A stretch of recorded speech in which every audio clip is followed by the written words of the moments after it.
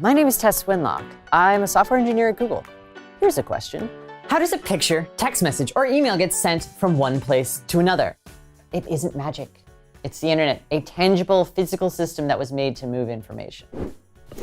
The internet is a lot like the postal service, but the physical stuff that gets sent is a little bit different. Instead of like boxes and envelopes, the internet ships binary information.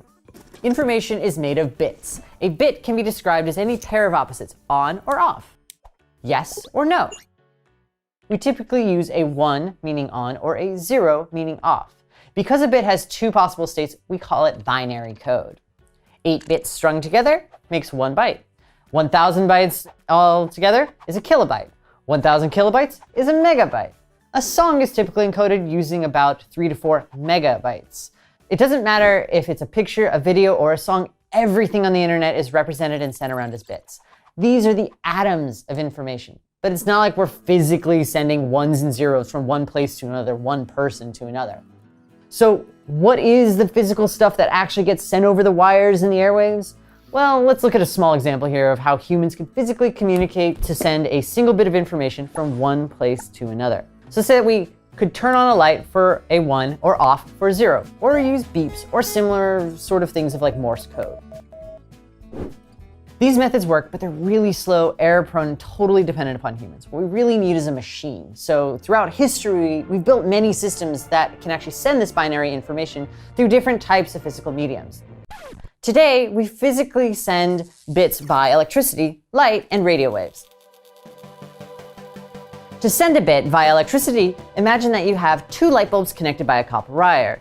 If one device operator turns on the electricity, then the light bulb lights up. No electricity, no light. If the operators on both ends agree that light on means 1 and light off means 0, then we have a system for sending bits of information from one person to another using electricity. But we have a problem. Let's say that, we want to send 5 zeros in a row. Well, how can you do that in such a way that either person can actually count the number of zeros? Well, the solution is to introduce a clock or a timer. The operators can agree that the sender will send 1 bit per second, and the receiver will sit down and record every single second and see what's on the line.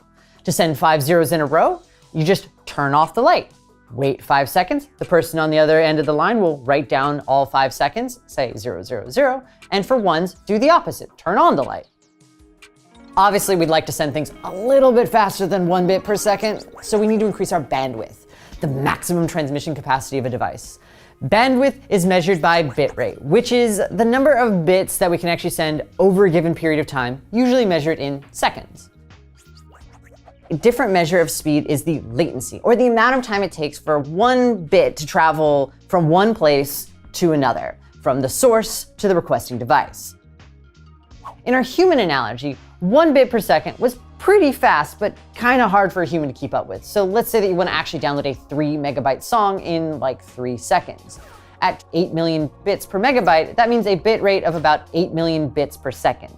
Obviously, humans can't send or receive 8 million bits per second, but a machine can do that just fine. But now there's also a question of what sort of cable to send these messages over and how far the signals can go. With an Ethernet wire, the kind that you find in your home or office or school, you see really measurable signal loss over just a few hundred feet. So if we really want this internet thing to work over the entire world, we need a different way of sending this information really long distances. I mean, like across an ocean. So what else can we use? Well, what do we know that moves a lot faster than just like electricity through a wire? Light. We can actually send bits as light beams from one place to another using a fiber optic cable. A fiber optic cable is a thread of glass engineered to reflect light. When you send a beam of light down the cable, light bounces up and down the length of the cable until it is received on the other end. Depending on the bounce angle, we can actually send multiple bits simultaneously, all of them traveling at the speed of light. So fiber is really, really fast. But more importantly, the signal doesn't really degrade over long distances. This is how you can go hundreds of miles without signal loss. This is why we use fiber optic cables across the ocean floors to connect one continent to another. In 2008, there was a cable that was actually cut near Alexandria, Egypt, which really interrupted the internet for most of the Middle East and India. So we take this internet thing for granted, but it's really a pretty fragile physical system. And fiber is awesome, but it's also really expensive and hard to work with. For most purposes, you're gonna find copper cable. But how do we move things without wires? How do we send things wirelessly? Wireless bit sending machines typically use a radio signal to send bits from one place to another. The machines have to actually translate the ones and zeros into radio waves of different frequencies. The receiving machines reverse the process and convert it back into binary on your computer. So wireless has made our internet mobile, but a radio signal doesn't travel all that far before it completely gets garbled. This is why you can't really pick up a Los Angeles radio station in Chicago. As great as wireless is, today it still relies on the wired internet. If you're in a coffee shop using Wi-Fi, then the bits get sent through this wireless router and then are transferred to the physical wire to travel the really long distances of the internet.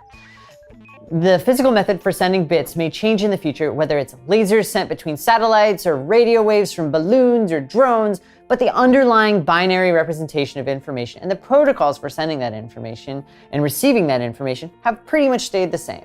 Everything on the internet, whether it's words, emails, images, cat videos, puppy videos, all come down to these ones and zeros being delivered by electronic pulses, light beams, radio waves, and lots and lots of love.